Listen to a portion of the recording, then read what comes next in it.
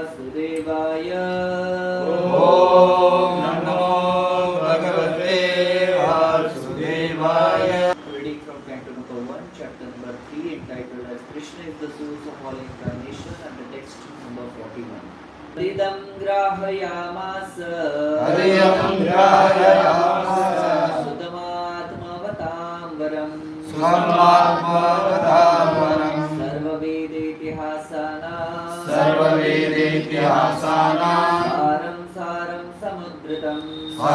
Saram Samudritam. Translation and purport by His Divine Grace A.C. Bhaktivedanta Swami Maharaj Srila Prabhupada. Srila Prabhupada Ki Jai. Translation. Sri Vyasadeva delivered it to his son, who is the most respected among the self-realized, after extracting the cream of all Vedic literatures and histories of the universe. Purport. Men with poor fund of knowledge only accept the history of the world from the time of Buddha or since 600 BC. And prior to this period, all histories mentioned in the scriptures are calculated by them to be only imaginary stories. That is not a fact. All the stories mentioned in the Puranas and Mahabharata, etc., are actual histories, not only of this planet but also of billions of other planets within the universe. Sometimes the history of the planets beyond this world appears to such men to be unbelievable, but they do not know that different planets are not equal in all respects, and that therefore some of the historical facts derived from other planets do not correspond with the experience of this planet. Considering the different situation of different planets and also time and circumstances, there is nothing wonderful in the stories of Puranas, nor are they imaginary. We should always remember the maxim that one man's food is another man's poison. We should not therefore reject the stories and histories of Puranas as imaginary. The great rishis like Vyasa had no business putting some imaginary stories in their literature. In the Srimad Bhagavatam, historical facts selected from the histories of different planets have been depicted. It is therefore accepted by all the spiritual authorities as the Mahapurana. The special significance of these histories is that they are all connected with activities of the Lord in the different time and atmosphere. Srila Shukadeva Goswami is the topmost personality of all the self-realized souls, and he accepted this as the subject of studies from his father, Vyasadeva. Srila Vyasadeva is the great authority on the subject matter of Srimad Bhagavatam. Being so important, he delivered the message first to his great son Srila Shukadeva Goswami. It is compared to the cream of milk. Vedic literature is like the milk of ocean of knowledge. Cream or butter is the most palatable essence of milk, and so also is Srimad Bhagavatam, for it contains all palatable, instructive and authenticate versions of different activities of the Lord and His devotees. There is no gain, however, in accepting the message of Bhagavatam from the unbelievers, atheists and professional reciters who make a trade of Bhagavatam for the layman. It is delivered to Srila Shukadeva Goswami, and he had nothing to do with the Bhagavad business. He did not have to maintain family expenses such as trade.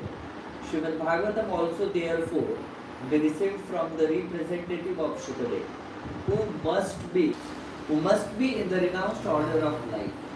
Without family encumbrance, milk is undoubtedly very good and nourishing, but when it is touched by the mouth of a snake, it is no longer nourishing.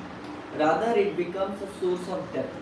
Similarly, those who are not strictly in Vaishnava discipline should not make a business of this Bhagavatam and become a cause of spiritual death for so many hearers. In Bhagavad Gita, the Lord says that the purpose of all the Vedas is to know Him, Lord Krishna, and Srimad Bhagavatam is Lord Krishna Himself in the form of recorded knowledge. Therefore, it is the cream of all Vedas and it contains all historical facts of all times in relationship with Sri Krishna. It is factually the essence of all histories. हरे कृष्ण हरे कृष्ण। सो मैं आप सभी का स्वागत करता हूँ आज के श्रीमद् भागवतम कक्षा में। ISKCON Goregaon west Kashi.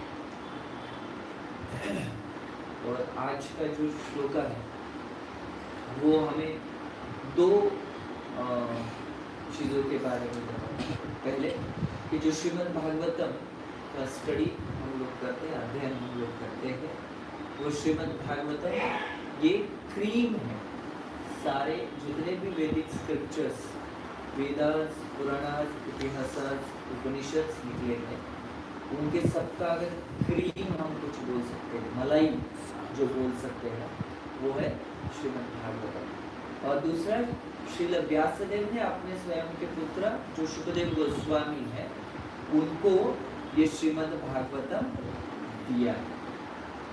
ठीक है, तो सर्वप्रथम श्रील प्रभुपाद के तात्पर्य में से हम देखते हैं कि जितने भी इतिहास और पुराण है, इसमें लिखा हुई जितनी भी घटनाएं हैं, ये बहुत बार ऐसा होता है कि जिन व्यक्तियों को ज्ञान ज़्यादा प्राप्त नहीं होता है और विशेषता जिनका ज्ञान केवल भौतिक चीज़ों में अटका हुआ है, वो लोग इन सभी इतिहास और पुराणों में लिखी हुई सारी घटनाओं को दंत कथाएं मानते हैं। They consider it to be the mythology. So that is the term which they coin. Most of the scriptures, जितने भी शास्त्र हमारे बताते हैं, उनमें दिए हुए सारे भगवान की घटनाओं को, लीलाओं को वो mythology बोलते हैं। माइथ मतलब मिथ, मिथ से ये शब्द आ रहा है। मिथ मतलब जो झूठ, और उलॉजी मतलब स्टडी।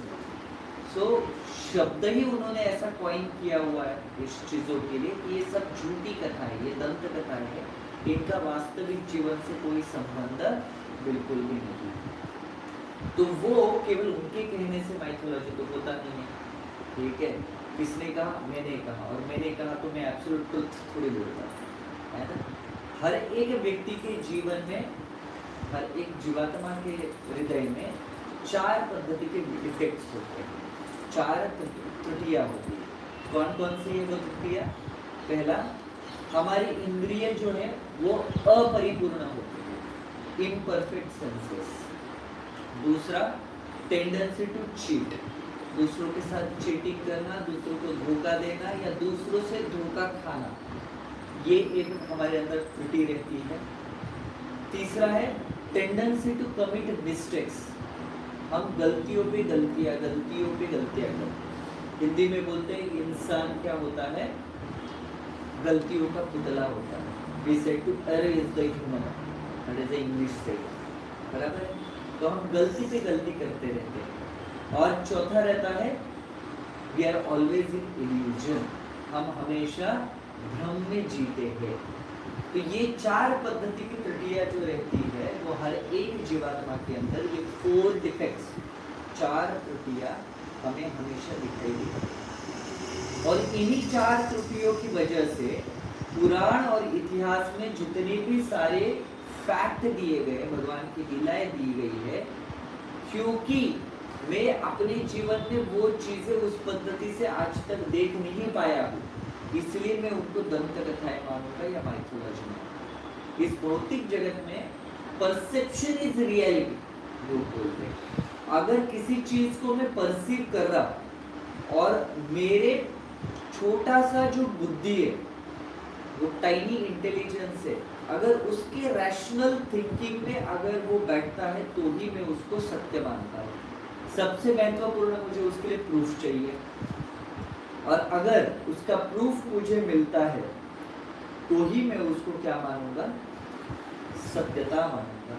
अन्यथा वो मेरे लिए एक मिथ के समान है, एक असत्य घटना के समान।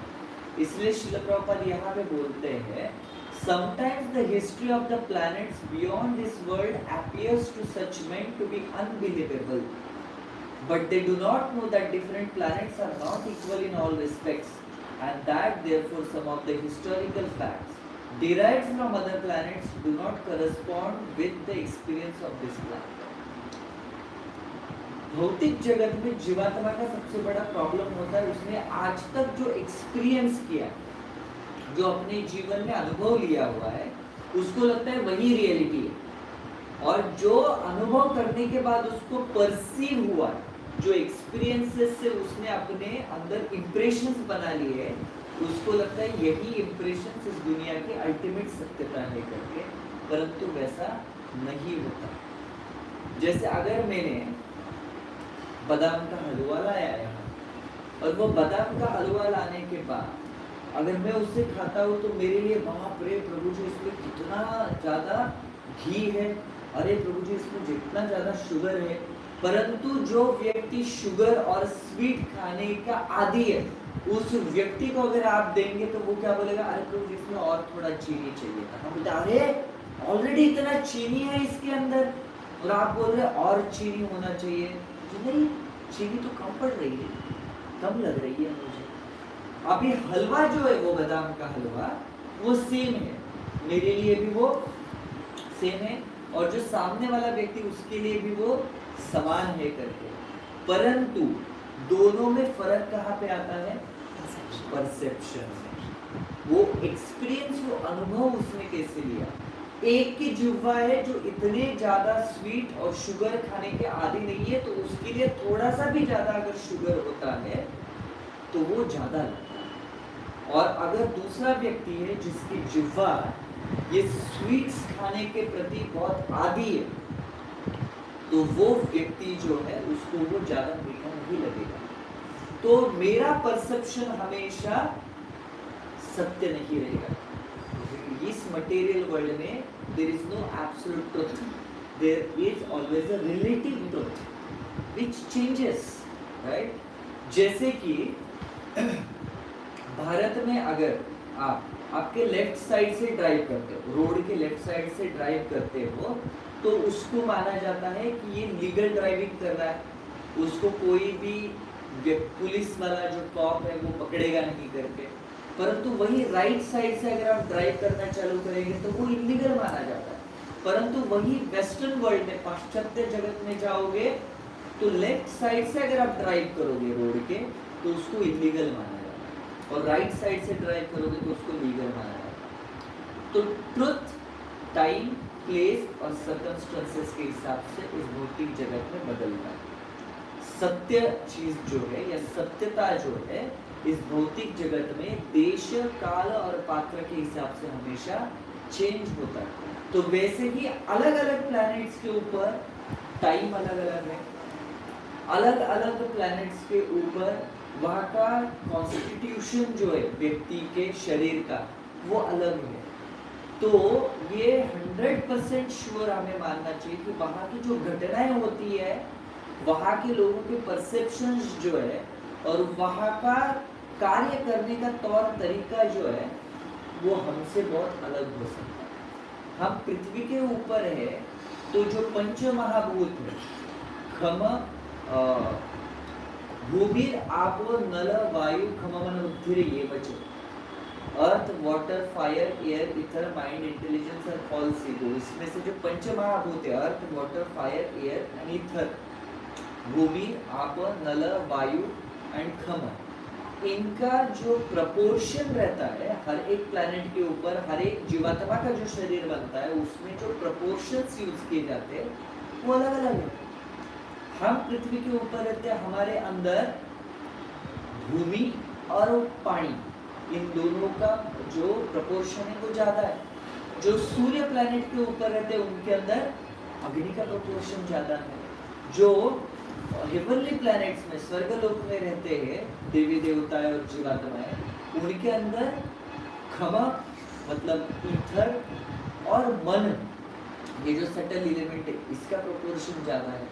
तो कोई भी अर्थली प्लैनेट के ऊपर का व्यक्ति अगर स्वर्गलोक में जाके वहां से खम और वायु से बने हुए शरीर को देखना चाहता है तो वो उसके लिए पॉसिबल नहीं है, उसके लिए वो सहज नहीं है, उसको उस पद्धति का विजन, उस पद्धति का दृष्टि चाहिए होता है। तो हर एक प्लैनेट के ऊपर जो घटनाएं होती है वो भी अलग अलग तरीके से होती है। हमारे यहाँ पे हम क्षेपणास्त्र यूज कर सकते, मिसाइल्स यूज कर सकते, कभी पृथ्वी, कभी अग्नि, कभी ब्रह्मोस, ये सब इस्तेमाल कर सकते हैं। परंतु शायद से अलग प्लैनेट के ऊपर रहने वाले अलग जीवात्माएं जो है वो अलग पद्धति की मिसाइल्स यूज करते होंगे, उसका कंपोजिशन अलग रहेगा, उसका चलाने का तरीका अलग हो सकता है।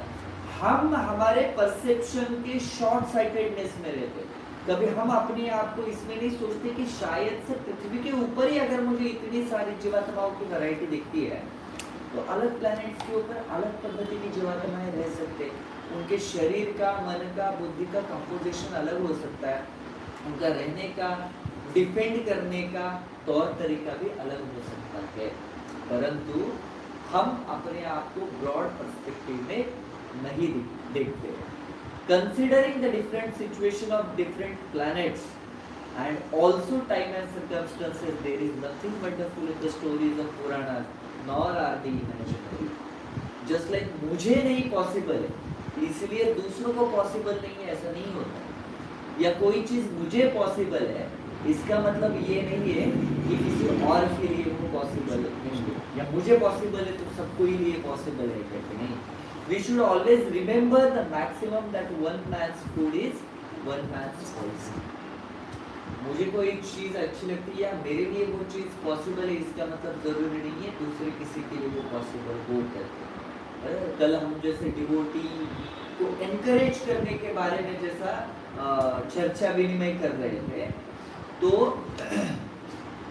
मेरे लिए 16 माला सुबह 4 साढ़े 4 बजे उठ के बहुत इजीली पॉसिबल हो सकता है, परंतु हर एक व्यक्ति के लिए वो पॉसिबल होगा ऐसा नहीं है। टाइम के साथ साथ धीरे धीरे वो व्यक्ति जैसे अपने भक्ति में और भक्ति मार्ग में आगे बढ़ता जाएगा, वैसे वैसे उस व्यक्ति के लिए वो जो चीज़ है और वो जो following of all the principles है वो आसान बनते जाएगा। परंतु केवल मैं कर सकता हूँ इसलिए पूरी दुनिया करनी ही चाहिए, ये पॉसिबल नहीं है। इसलिए बेनिफिट ऑफ डाउट सबको देना चाहिए। इसलिए यहाँ पे श्रील प्रभुपाद बोल रहे one man's food can be another man's poison. Snake, जब भी कभी सांप आता है, सांप का फूड क्या है? चूहा और फ्रॉग, मेंढक। क्या हम खा सकते हैं?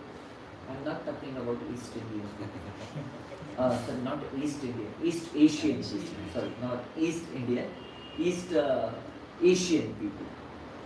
Okay, so is it possible for them? Is it possible for us to eat them? For them it might be, but हमारे लिए वो possible बिल्कुल भी नहीं है करके। अगर आप महाराष्ट्र में कोल्हापुर, सातारा, उस्मानाबाद ये साइड जाते हैं, कोल्हापुर में मैंने ये सुना है अपने बचपन से, एक बेसन बहुत फेमस है। बेसन मतलब उसको बेसन बोलते हैं, पिछला बोलते हैं। बेसन का जो आटा होता है उससे वो बनता है, महाराष्ट्र में बहुत फेमस है वो। तो कोल्हापुर जनरली क्या होता है, आपका आटा जो है उसको थोड़ा सा पानी में घोल के थोड़ा सा जीरा, राई वगैरह का, लाल मिर्च का थोड़ा सा छौंक देके ये जो उसमें डाल के उसको ये किया जाता है, उबाला जाता है। इतना ही, उसको बेसन बोला जाता है। जवार बाजरे के भाकरी के साथ उसको खाया जाता है। तो कोल्हापुर के साइड ये जो पिठला या बेसन है ये बहुत फेमस है, जिसको बोला जाता है रावण बेसन। ये मैंने आज तक सुना है, मैंने कभी टेस्ट या एक्सपीरियंस किया हुआ नहीं है। रावण बेसन क्यों बोला जाता है? क्योंकि अगर आपने बेसन 1 कप लिया है तो उस बेसन में जो मिर्ची पड़ती है वो भी 1 कप पड़नी चाहिए। सो इतना तीखा रहता। हम में से कितने लोग हैं जो इसको, इस तीखेपन के सब्जी को राइस, दाल, सब्जी, रोटी के साथ खा सकते हैं? नहीं खा सकते, बट उनके लिए बहुत आसान है क्योंकि उन्होंने बचपन से वो खाया हुआ है। तो कुछ लोगों के लिए मिर्चियाँ मतलब वैसे वो एक एक मिर्ची एक एक निवाले में तोड़ सकते हैं, लेकिन हम लोगों को पूछो तो दुनिया की सबसे गली हुई मिर्ची जो है जिसके अंदर कोई रस नहीं है वो भी खा नहीं सकते जल्दी से। ठीक है, तो ऐसा जरूरी नहीं है। अगर मैं स्वीट्स बहुत खा सकता हूँ तो जो डायबिटीज वाला व्यक्ति उसको भी अगर मैं स्वीट्स जाके दे दूँ तो मेरे लिए वो फूड हो सकता है, बट उस व्यक्ति के लिए, डायबिटीज वाले के लिए वो क्या होगा? पॉइजन बन सकता है। तो someone's food is another man's poison. तो वैसे ही इस भौतिक जगत में भी हर एक चीज के लिए एप्लीकेबल होता है। भक्ति में आने के बाद भी कुछ चीजें, ऐसा नहीं मैं बोलूंगा कि एक के लिए फूड है तो दूसरे के लिए पॉइजन होगा, कि 16 माला आपके लिए फूड है तो दूसरे के लिए पॉइजन होगा, नहीं। वो आत्मा का परफेक्ट फूड है, वो कभी पॉइजन नहीं बन सकता है। मन के लिए, जो मन अनर्थों से भरा हुआ है, जो मन इंद्रिय तृप्ति में हमेशा लगना चाहता है, उसके लिए वो पॉइजन है, ठीक है। परंतु जैसे जैसे वो पॉइजन पे उसको पुराने जमाने में विष कन्याएं रहती थी, पता है आपको?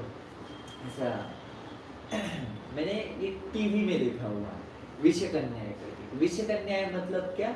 उनको थोड़ा थोड़ा सांप का जो जहर है वो दिया जाता था, थोड़ा थोड़ा सा दिया जाता था। और एक टाइम ऐसा आता था जब तक वो तरुणावस्था में जाते थे, उनका पूरा शरीर जो है वो विषैला बन गया रहता था, कि वो अगर किसी को काट लेती थी तो उसके अंदर वो जहर फैल जाता है। ये मैंने जनरली सीरियल्स और मूवीज में देखा हुआ था, okay. I don't know reality में सही में ऐसी विष कन्याएं कभी रहती थी या नहीं रहती थी करके। परंतु कहने का तात्पर्य ये है कि व्यक्ति को उसके अंदर पॉइजन है, या फिर अच्छा नॉर्मल व्यक्ति लेकिन उसको पॉइजन खिलाते धीरे धीरे तो वो पॉइजनस बन जाता है, वो विषैला बन जाता है। मन के अंदर ऑलरेडी पॉइजन भरे हुए हैं, हमने डाले हुए हैं, लेकिन हरे कृष्ण महामंत्र का जप करते करते करते करते वो जो विष है, ये हरे कृष्ण महामंत्र के नामामृत से क्या होगा? निकलना चालू हो जाएगा। और जैसे जैसे हम नाम जप करते रहेंगे, 16 माला विशेषता हम भगवान नाम का करते रहेंगे, हमारे जीवन में से वो जो विष है, वो मन में से जो विष है वो धीरे धीरे करके निकल जाएगा। और एक दिन वो जो विषैला मन है वो केवल हरिनाम के अमृत से भरा हुआ है। परंतु हमें क्या करना पड़ेगा? सततम कीर्तयन्तो मां, भगवान नाम का 16 अक्षरी महामंत्र का 16 माला जप जो है, हर रोज बिना भूले, बिना किसी इंटरप्शंस के, ब्रेक के हमें हमेशा करना पड़ेगा, तब जाके वो हो सकता है। जैसे एक बार एक शिक्षक है अपने क्लास में आता है, और क्लास में आने के बाद वो एक गिलास में पानी लेके आता है, और वो पानी देखा तो पूरा मिट्टी का पानी था, मिट्टी से बना हुआ मड़ी वाटर जो होता है वैसा पानी। और उसने अपने जितने भी सारे स्टूडेंट्स हैं, वो सारे के सारे स्टूडेंट्स को बोला कि ये जो मिट्टी का ग्लास का पानी है वो आप सब लोगों को इसको स्वच्छ करके दिखाना है, परंतु एक कंडीशन है। क्या? एक शर्त है, आप में से कोई भी इस ग्लास को हाथ नहीं लगाएगा या पानी को हाथ से खाली नहीं करेगा, ठीक है? वो बिना छुए आपको उस पानी को साफ करना। तो सब जो बच्चे वो अपना दिमाग लगाने लगे, परंतु किसी के दिमाग में कोई आइडिया नहीं आया। उसमें से एक बच्चा उठा और उसने कल्पना की एक जग भर के पानी लाया, एक मग या जग भर के पूरा पानी लाया, और वहां पे आके डेस्क में वो जो ग्लास रखा हुआ है उसमें वो पानी डाल दिया। जैसे जैसे वो पानी डाल रहा था, वो ग्लास में से पानी भर के नीचे गिरने लगा, धीरे धीरे नीचे गिरता गया, गिरता गया, गिरता गया, गिरता गया। जितना भी मड़ी वाटर एक टाइम ऐसा आया कि वो पूरा ग्लास में से नीचे गिर गया, और ग्लास के अंदर क्या बचा? तो वो जो मग में लाया हुआ स्वच्छ पानी था वो उस ग्लास में रहा। वैसे ही हमारा मन जो है वो काम क्रोध मद मात्सर्य से भरा हुआ है, वो विषैला मन है। परंतु हरि नाम का नामामृत जैसे जैसे हम हमारे मन में डालते जाएंगे और उसका हम प्रैक्टिस करते जाएंगे हरि नाम का, वैसे वैसे भी विषैला मन का जो विष है वो मन में से बाहर निकलते जाएगा और हमारा मन शुद्ध होते जाएगा। चेतो दर्पण मार्जनम भव महादावाग्नि निर्वापनम श्रेय कैरव चंद्रिका विदन विद्यावधू जीवनम। तो इसलिए इस मन का अगर दर्पण हमें साफ करना है तो उसी के लिए हरि नाम लेना, हरि नाम का वो क्लॉथ लेना, वो कपड़ा लेना और उससे हमारा दर्पण साफ करना बहुत महत्वपूर्ण है। तो श्रील प्रभुपाद आगे बोलते, व्यासदेव जो भगवान के लेखक अवतार है, लिटरेरी इनकारनेशन है, ठीक है। ये लेखक अवतार को कोई काम नहीं था दूसरा, कि वो बैठेंगे एक जगह पे अपने आश्रम में और बैठ के सारी काल्पनिक कथाएं लिखेंगे कि भगवान ऐसे थे, रामचंद्र ऐसे थे, उन्होंने समुद्र के ऊपर अपना एक राम सेतु बनाया था। व्यासदेव जो इतने रियलाइज्ड व्यक्ति थे, इतने साक्षात्कारी व्यक्ति थे, उनके जीवन में उनको कोई दूसरा काम नहीं था क्या कि वो बैठ के क्या करेंगे, इमेजिनरी स्टोरीज लिखेंगे कि 5000 साल के बाद भी मेरा नाम आना चाहिए करके और लोग मेरा ग्लोरिफिकेशन करना चाहिए करके। इस पद्धति का कार्य व्यासदेव के पास था, ऐसा थोड़ी था। श्रील प्रभुपाद वही बोल रहे थे, great rishis like Vyasadeva had no business putting some imaginary stories in their literatures.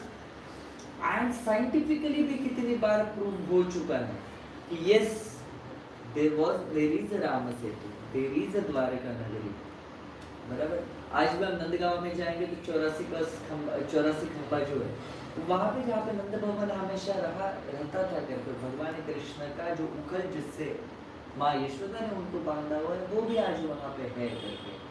हाँ, फिर उसके बाद कृष्ण को हाउ बिलाउ करके 2 पत्थर थे जो इसे राक्षस के स्वरूप में दिखते थे करके। तो जब भी कभी कृष्ण नटखट होते थे तो यशोदा माता उनको हाउ बिलाव आ गए और कृष्ण डरते हुए वापस अपना घर में भाग जाते थे, नंद बाबा के पीछे छुप जाते थे, यशोदा माई के पीछे छुप जाते थे। वो हाउ बिलाव भी आज भी आपको वहां पे दिखेंगे। तो वैज्ञानिक दृष्टि से भी प्रूव हुआ है कि वहां पे कृष्ण है, रामचंद्र हुए है करके। परंतु हमारी बौद्धिक जो बुद्धि है, भौतिक बुद्धि, वो इतनी छोटी सी है कि हमारे परसेप्शन को हम रियलिटी मानते हैं और हमारे बुद्धि जो हमारे इम्परफेक्ट है, इम्परफेक्ट सेंसेस 4 डिफेक्ट्स में से, वो हमारे अपरिपूर्ण इंद्रियों से हमारे जो कंक्लूजन और हम निष्कर्ष निकालते हैं, हमें लगता है इस भौतिक जगत में आने वाले वो जो निष्कर्ष है वही अल्टीमेट है, इसके आगे निष्कर्ष कोई निकल ही नहीं सकता।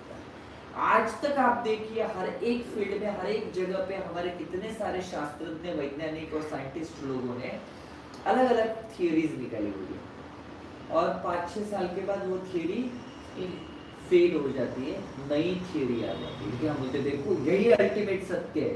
5 साल के बाद वो सत्य उनका बदल जाता है, अपडेटेड सत्य बोलते हैं।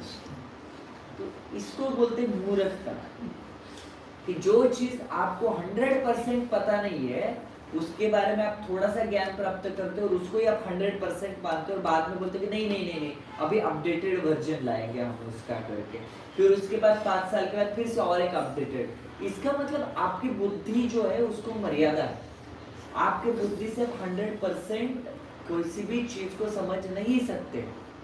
जैसे पहले लोग बोलते थे कि इस जो हमारा तारामंडल है, सौर मंडल है, उसमें केवल बुध, शुक्र, पृथ्वी, मंगल, गुरु, शनि, यूरेनस और नेपच्यून, ये 8 ही ग्रह। बाद में एक टाइम आया जब उनको नेपच्यून के आगे भी एक ग्रह दिखा और उसका नाम उन्होंने रखा प्लूटो। 4 लोग साथ में आए, उन्होंने डिस्कस किया ये प्लैनेट है, ठीक है, और अभी आज से हम 8 प्लैनेट नहीं 9 प्लैनेट मानेंगे। हो गया जी, 9वां प्लैनेट ऐड हो गया प्लूटो नाम का। और फिर उसके बाद 10-20 साल हो गए, फिर से 4 लोग एक साथ आए और वो बोले अरे नहीं देखो हमारे हिसाब से प्लैनेट का क्राइटेरिया ये होना चाहिए और हमारे हिसाब से हमने जो क्राइटेरिया बनाया हुआ है उसके हिसाब से ये जो प्लूटो है ना, ये प्लैनेट्स की कैटेगरी में नहीं आता, ये ड्वार्फ प्लैनेट की कैटेगरी में आता है, तो हम इसको निकाल देंगे। तो आज के बाद हमारे सौरमंडल में कितने हैं? केवल 8 है, 9 प्लैनेट्स नहीं है। भाई सब किसने डिसाइड किए क्राइटेरिया? हमने डिसाइड किया। पहले क्राइटेरिया नहीं थे, नहीं हमने पहले नहीं डिसाइड किए थे इसलिए वो प्लैनेट था। अभी हमने डिसाइड किया, अभी वो प्लैनेट नहीं है करके। तो अभी सोचिए कुछ सालों पहले प्लूटो को हमने प्लैनेट बनाया, कुछ सालों के बाद हमने उसको प्लैनेट नहीं बनाया, प्लूटो को कुछ फर्क पड़ा है उससे? हमारे जीवन में कुछ फर्क पड़ा है उससे? नहीं।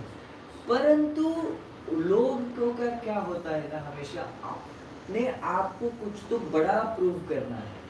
See, we are such a great people and we are doing such a great thing. तो ये इम्प्रेशन के अंदर ये थोड़ा उनका चलता रहता है, खेलना कूदना। भगवान ने हर एक को अपने जीवन में एक खिलौना दिया हुआ है।